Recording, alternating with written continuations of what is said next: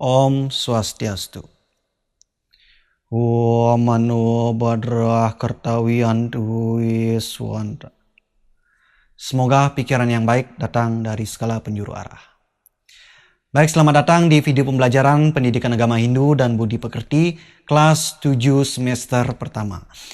Nah, sebelumnya perkenalkan, nama Bapak Kadek Dwi Wirahadi, alamat Banyarumakuta, Desa Pejengkangin, Kecamatan Tambak Siring, Kabupaten Gianyar. Nah, saat ini Bapak aktif mengajar di SMP Negeri 1 Belah Batu.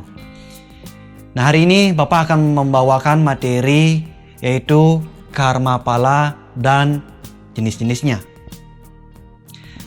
Mungkin anak-anak di jenjang sebelumnya atau di SD sudah diajarkan apa itu karma pala. Nah, saat ini di SMP kalian akan mendalami apa itu karma pala dan juga jenis-jenisnya. Baik, karma pala itu merupakan salah satu bagian dari Pancasrada. Mudah-mudahan adik-adik masih ingat. Pancasrada itu adalah 5 keyakinan dasar agama Hindu.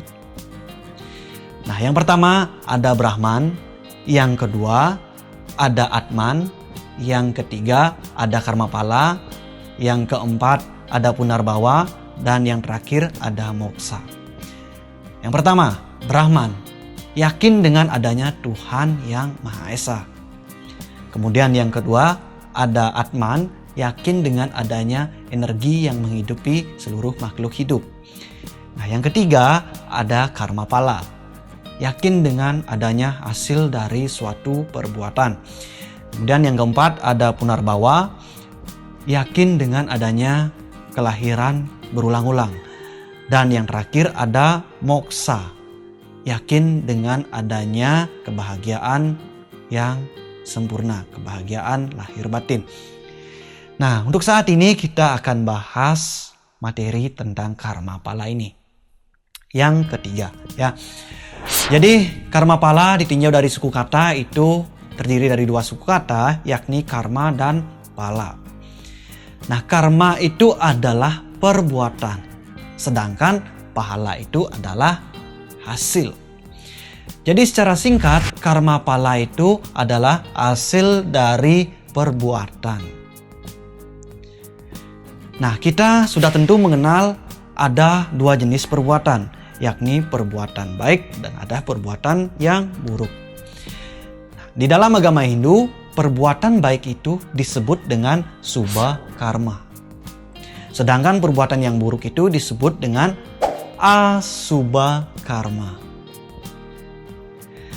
Antara baik dengan buruk ini selalu berdampingan. Nah, kita terlahir sebagai manusia sudah tentu dibekali kelebihan dari makhluk-makhluk yang lainnya, yaitu dibekali pikiran atau yang dinamakan idep. Nah, dengan pikiran ini kita sudah tentu bisa membedakan mana yang baik dan mana yang buruk. Ketika kalian disuruh memilih untuk dimakan, ada nasi, ada batu. Mana yang kalian pilih untuk kalian makan? Sudah tentu kalian itu pasti akan memilih nasi untuk dimakan. Nah, kenapa? Ya karena kalian itu sudah dibekali pikiran. Ketika kalian disuruh mencari uang, manakah yang kalian pilih caranya? Kalian mendapatkan uang dengan bekerja, apa kalian mendapatkan uang dengan mencuri? Ya, kalau kalian berpikir dengan baik, sudah tentu kalian itu pasti akan memilih bekerja untuk mendapatkan uang daripada mencuri yang ujung-ujungnya nanti bisa membuat diri kalian sengsara. Nah, perbuatan yang baik akan membawakan hasil yang baik, sedangkan perbuatan yang buruk akan mendapatkan hasil yang buruk juga. Itulah hukum karma pala atau yang disebut dengan hukum sebab akibat, dan juga ada yang membilang itu adalah hukum alam, reta. Nah, baik anak-anak, karma pala itu ada 3 jenis. Yang pertama ada sancita karma pala, ya. Kemudian yang kedua ada prarabdha karma pala, Dan yang ketiga ada kriyamana karma pala. Nah, kita akan bahas satu persatu ketiga jenis karma pala ini. Yang pertama ada sancita karma pala.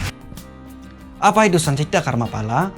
Nah, sancita karma pala adalah perbuatan yang dilakukan pada kehidupan dulu, namun pahalanya masih menyisakan hasil. Hasilnya itu akan dinikmati pada kehidupan sekarang. Jadi perbuatan yang terdahulu hasilnya dinikmati pada kehidupan yang sekarang. Itulah sancita karma pala. Kalau kalian tidak yakin dengan adanya sancita karma pala ini, Bapak akan tunjukkan gambar ini. Kalian bisa lihat, ada manusia yang lahir dengan sempurna. Ada manusia yang lahir dengan keadaan cacat. Kenapa itu bisa terjadi? Nah, itu adalah hukum sancita karma pala. Mungkin saja orang yang terlahir tanpa tangan, orang yang lahir tangannya cacat, di kehidupan yang dulu dia sering berulah tidak baik seperti mencuri, tangannya usil. Sehingga pada kehidupan sekarang dia terlahir dengan tangan yang cacat. Yang kedua ada prarabdha karma pala. Prarabdha karma pala adalah perbuatan yang dilakukan pada kehidupan sekarang dan hasilnya didapatkan pada kehidupan sekarang juga.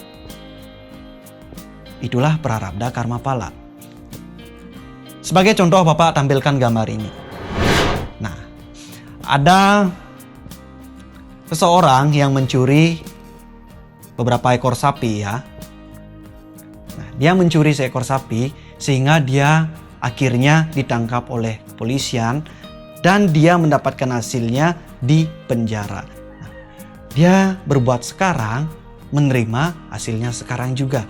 Itulah yang dinamakan prarabdha karma pala. Kemudian yang ketiga ada kriyamana karma pala. Kriyamana karma pala ini adalah perbuatan yang dilakukan pada kehidupan sekarang, namun hasilnya akan dinikmati nanti pada kehidupan yang akan datang. Nah, Bapak ambil contoh. Ketika kalian bekerja sekarang, bekerja, namun kalian tidak pernah kaya, namun kalian tidak pernah mendapatkan hasil yang lebih. Mungkin saja suatu saat nanti kalian terlahir di keluarga yang mampu, sehingga di kehidupan yang akan datang kalian terlahir dengan kebahagiaan yang tinggi. Nah, ketiga jenis karma pala ini kita tidak bisa menebak. Kita tidak tahu kapan pahala dari karma yang telah kita perbuat akan datang. Kita tidak akan bisa menebak. Yang jelas, ketika kalian sudah berbuat baik, akan mendapatkan hasil yang baik. Ketika kalian berbuat buruk, sudah tentu akan mendapatkan hasil yang buruk. Nah, baik anak-anak, satu biji padi yang kalian tanam akan membuahkan biji padi yang sangat banyak. Satu karma baik yang kalian tanam akan membuahkan pahala baik, banyak pahala baik yang akan kalian nikmati. Itulah hukum karma pala. Nah, baik, demikian penjelasan dari Bapak yaitu karma pala dan juga jenis-jenisnya. Semoga apa yang Bapak jelaskan bisa bermanfaat untuk diri kalian sendiri maupun bermanfaat untuk orang lain. Akhir kata, Bapak ucapkan terima kasih dan Bapak tutup dengan Parama Santi. Om Santi Santi Santi Om.